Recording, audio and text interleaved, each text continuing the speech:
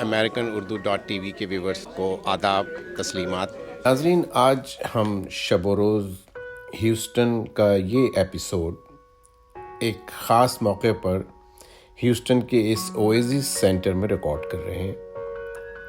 اس سے پہلے کہ ہم اس خاص موقع کا ذکر لائیں، ہم چاہیں گے کہ اپنے ناظرین کو ڈاکٹر حسنین والجی کے بارے میں بتائیں، جو کہ اس اویسس سینٹر فار انٹلیکچوئل ڈیولپمنٹ کے روح رواں ہیں. ساتھ ہی یونائٹڈ گلوبل انیشیٹو کے ایگزیکٹو ڈائریکٹر بھی ہیں. یہ ایک NGO ہے جو ویمن امپاورمنٹ پر فوکس کرتی ہے. اس کے علاوہ ڈاکٹر والجی ایک تحقیق کار اور کئی کتابوں کے مصنف اور ایک dedicated life time social justice activist ہیں. آج انہوں نے اپنے اس اویسس سینٹر میں مشہور زمانہ آرٹسٹ جمی انجینئر کی پینٹنگز کی نمائش کا نہ صرف اہتمام کیا، بلکہ ہماری درخواست پر ہماری خوش قسمتی کہ انہوں نے جمی انجینئر صاحب کا انٹرویو بھی کیا. آئیے آپ کو سنواتے ہیں. Assalamu alaikum. Welcome to the Oasis Center. It's my absolute pleasure to welcome Jimmy Saib here, Jimmy Engineer, who needs very little introduction, particularly to the Pakistani community and the Houston community. And today we have a display of some of his artwork. He's here for a few days, and we took the advantage of introducing Jimmy Saib to the people here in Houston. تو سب سے پہلے جمی صاحب یہ میں سوال پوچھوں گا آپ سے کہ tell us your story, what inspired you. کیا چیز وہ تھی کہ جسے آپ کو انسپائر کیا کہ جو آپ کام کر رہے ہیں which is really unique that you are talking about art for charity. تو اس کے بارے میں تھوڑا سا ہمیں سمجھائیے. جی، میں کیونکہ پیدا ہوا تھا پاکستان میں اور 13 اگست 1954 میں پیدا ہوا، اور 4-5 سال کی عمر سے میں پینٹنگز کر رہا ہوں، اور پروفیشنل میں 18-19 سال سے جب تھا تو میں پروفیشنل آرٹسٹ تھا.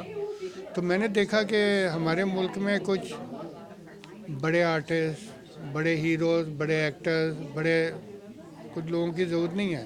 ہمیں ہمارے ملک میں اچھے لوگوں کی ضرورت ہے، کیونکہ ہمارے ایسی آبادی ہے لوگوں کی جن کے پاس خوابوں کے علاوہ کچھ بھی نہیں ہے.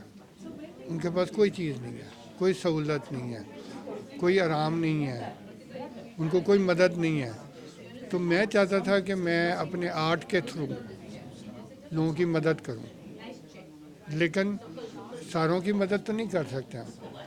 تو میں ہمیشہ چاہتا تھا کہ زیادہ سے زیادہ لوگ آگے بڑھ کر لوگوں کی مدد کریں. تو صرف میں آرٹسٹ نہیں بننے چاہتا تھا، میں سوشل ورک کرنے چاہتا تھا. لیکن پھر میں نے یہ طریقے پاکستان کی پینٹنگز پینٹ کی، اور میں نے خراج تحسین پیش کیا ان لوگوں کو جنہوں نے اپنی جان کا نذرانہ دے دیا لیکن انہوں نے ملک نہیں دیکھا. اور میں نے یہ پینٹنگ اس لیے بنائی تھی کہ نوجوان نسل ان پینٹنگ کو دیکھ کے اور یہ سوچ کر کہ کتنی لوگوں کا جان و مال اور خون بہہ گیا اس زمین میں، تو ہو سکتا ہے وہ اس ملک کو زیادہ عزت کریں. بے شک. تو جی صاحب آپ بات کر رہے ہیں جو ہمارے سامنے ہے یہ پارٹیشن کے پینٹنگز جو ہے، تو یہ بتائیے کہ what inspired you again to actually draw the way that you have, کہ بھائی پین جو آپ نے دکھایا ہے اس پینٹنگز میں وہ لاجواب ہے بے شک. تو یہ بتائیے کہ یہ آپ کیسے ایکسپریشن آپ کر سکیں. جی، یہ جو 1947 کی پینٹنگز ہے، یہ 1970s میں میرے خوابوں میں آتی تھی. مجھے یہ بالکل سین نظر آتے تھے خوابوں میں، اور مجھے ایسے لگا کہ قدرت مجھے تیار کر رہی ہے کہ میں ان لوگوں کو عزت دوں، کیونکہ جن لوگوں نے اپنا جان گوا دی، ملک نہیں دیکھا، تو میں نے ان کو خراج تحسین پیش کی یہ پینٹنگز پینٹ کر کے.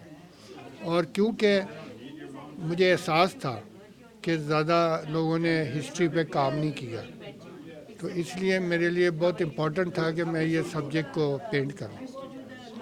اچھا ایک اور بات ہے جمی صاحب کہ آپ ہمیشہ کہتے رہتے ہیں کہ I am the servant of Pakistan, اور اس سے بڑھ کے آپ نے کہا کہ I am a servant of humanity, اور اس سے بڑھ کے آپ نے یہ بھی کہا کہ I am a servant of a creator. تو یہ بتائیے, کیونکہ ہم سب سمجھتے ہیں کہ بھئی جو ہمارا مالک ہے اس کے ہمارے پر جتنے احسانات ہیں وہ اس کا تو ہم ذکر کر نہیں سکتے, لیکن آپ کی ایک یونیک سٹوری ہے, ایک نیا انداز ہے کہ جو میں نے کبھی نہیں سنا تھا. تو یہ آپ یہ سنائیے کہ what is it that inspired again you to actually do the work for charity and only for charity. ہم سب جانتے ہیں کہ ساری کائنات انسان کو پیدا اللہ نے کیا, لیکن لوگ الفاظ بہت خوبصورت یوز کرتے ہیں.